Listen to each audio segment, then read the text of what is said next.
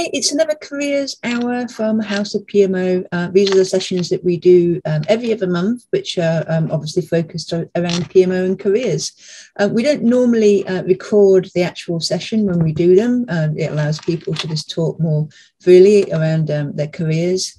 So what we do here is just give you some of the insights and some of the slide decks that we share, and just give you some of the insights of what actually happened on this session. So this time it's cheaper ways to develop. So as we kicked off by having a look at training budgets, because it's an interesting question in terms of what kind of training budgets do people actually have. If we're talking about cheaper ways to develop, it kind of implies that we only have a certain amount of money that we can spend on more formal training. So what you're seeing here is a recent report from CIPD that shows over the last 12 months, but actually training budgets have reduced during the pandemic. It's quite a large drop, 36% drop in terms of budgets. There on the right hand side, you can see from a more global view, a training mag. They come out with a report each year. And you can see that while expenditure for learners has actually dropped in 2020 across a few of those different size companies, you can also see that the hours of training per employee is actually increasing slightly as well. And I think partly that can be certainly here in the UK when the furlough happened during the pandemic. So a lot of people were able to do training. That was one of the stipulations that they could do. So I think a lot of organisations certainly started to utilise more online learning and bite-sized learning for people. But one of the interesting things is what is the industry standard for training budgets? And you can see there that it varies between 1% and 5% of people's salaries. And that can either be from an individual point of view or actually done across an organisation. But, essentially, it's about training budgets, perhaps not as plentiful as they used to be. And one of the things we did was a quick poll on the PMO, House PMO website. And it's early days for this poll, but it gives you some idea that what's interesting is that some people don't have an idea what their individual training budget might be, and that's just what came out in the conversations. It's more about how you have to make a case for formal training and then make that case, and hopefully that you'll get some budget to do it. So it's not actually a budget figure that's known, and again you can see just the splits there. So we know that learning and development is a big thing for careers, that we never really stop learning. And I think if we're working in PMO, that certainly is true. There's always something new or something that might be coming down the line, or maybe you get into a particular project or program and there's a new task or activity that we need to understand more about. And certainly with PMOs is that there's a wide range of different services that we offer that all require different skills. So, there's always something to be had. One of the things that you might already be aware of is this concept of 70-20-10. It's some outcomes from the learning and development field, which is about where do people learn. And the 70-20-10 is in terms of percentage of time. And you can see there that we do tend to spend quite a lot of time focusing on that 10%, that we want to do courses, formal courses, 5-day courses, things that have certifications. Those are the kind of things we automatically think about when it comes to developing. But of course, they can come with a price tag. So what else can we be doing that focuses on the other 90%, which is that you can see there is the large chunk of it comes from learning from doing, or a better way to describe that is on the job.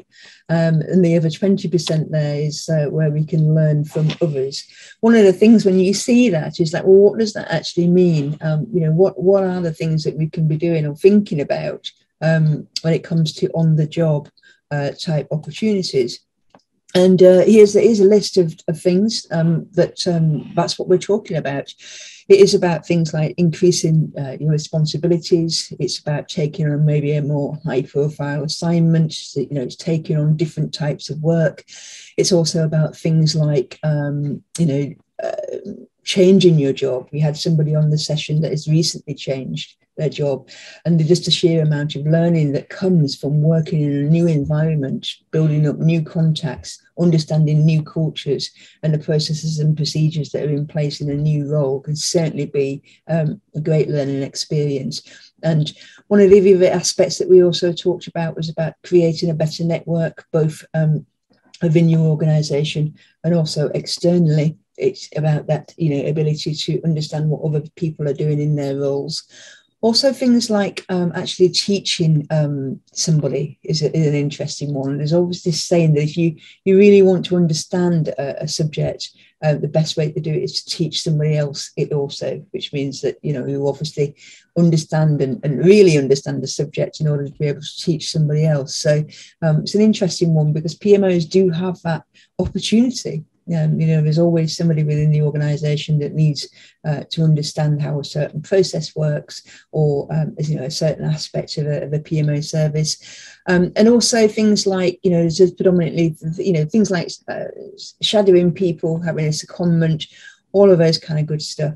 And as I said, there's lots of things that are coming down the line in terms of PMOs. Even more recently, understanding different delivery methods, such as Agile and DevOps and all those kind of things. It's things like utilizing tools and data analytics. Again, fairly new ideas and concepts that are coming into the PMO. All the things that we should be interested in because they're going to be making our lives easier working in a PMO. One of the things also is that and we look at some things from the on-the-job point of view. Sometimes we're not just thinking about the depth of a subject. Sometimes we just need to know just enough across the top, a thin slice.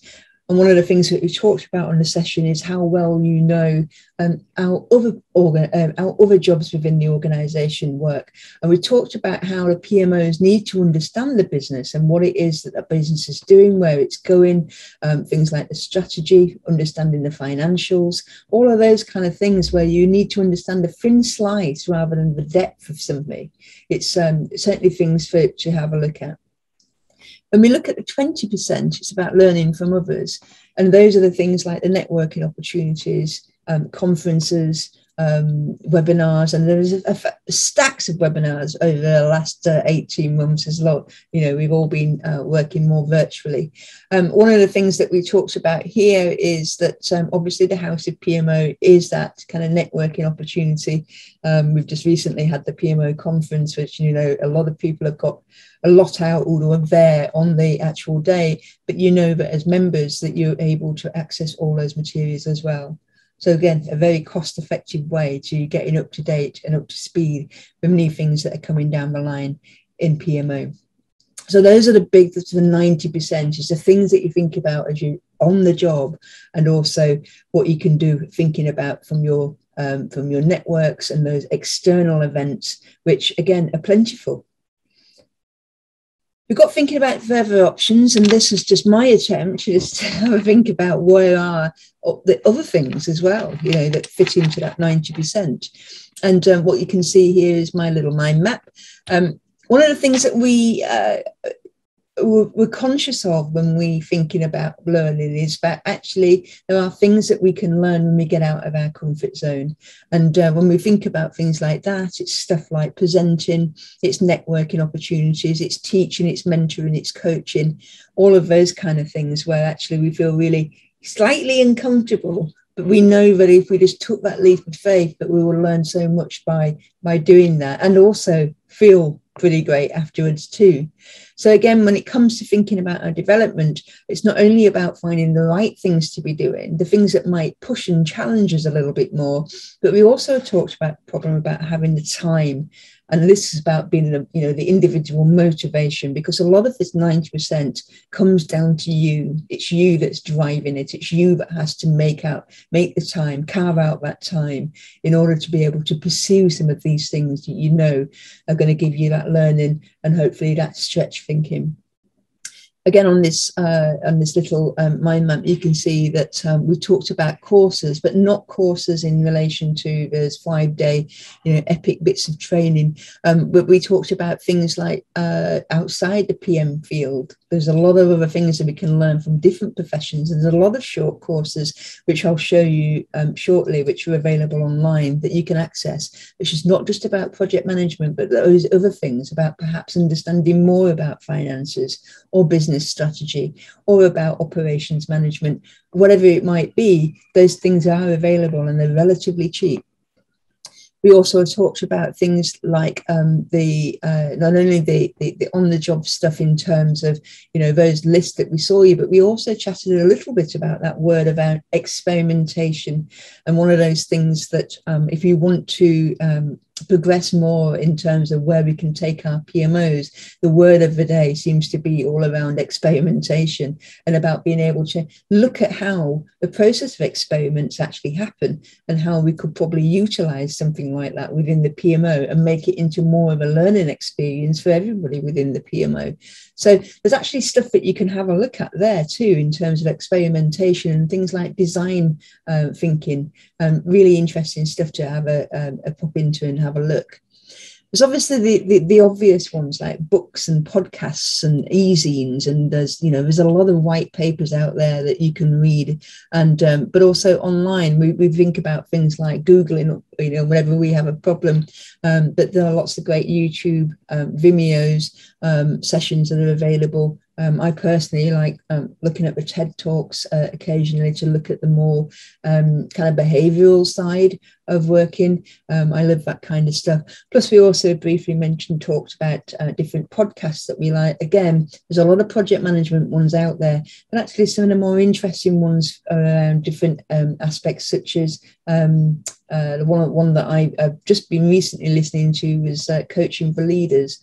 So lots of different types of stuff out there that will probably help you think more about your behavioural development more than a technical side. So there's lots of things that you can have a look at in terms of the availability of podcasts and audio books and all that kind of good stuff. We also talked about where you carve that time out, and sometimes it's about things like walking the dog, or perhaps when you're doing the ironing or something like that. They're always good to keep you engaged. We also talked about these outside interests as well, and about how sometimes your hobbies and your interests outside of work and perhaps volunteering or charity work, things like that can really help you develop in yourself, but helps in your day job as well. We touched on journaling as a thing. It's one of those aspects where different professions use journaling much more than project people do. For example, in nursing and in teaching, they use it in order to think about their job and how they've been doing on a daily basis or a weekly basis.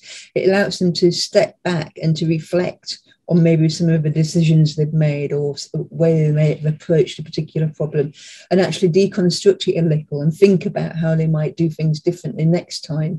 It's an interesting one to look at, and I certainly recommend just delving into, how do we do that kind of thing in nursing and profession, and how could we potentially use it, within the PMO field.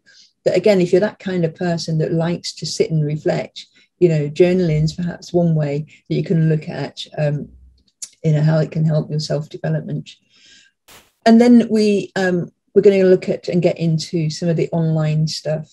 So one of the things that I pulled out was I'd forgotten about this. It was something that we originally talked about at BHAG in relation to our OKR. Can you just remember all those acronyms? But the big, hairy, audacious goal came from a session that we did on OKRs, which means objective and key results. Because this was the bits of the stuff we've done on House of PMO around metrics and measures.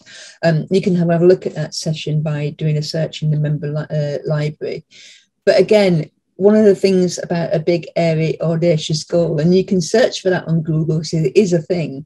It's also interesting to think about from a development point of view, where you're thinking about something that you could be potentially doing in your career or an objective that you want to meet that is a big thing, almost feels impossible.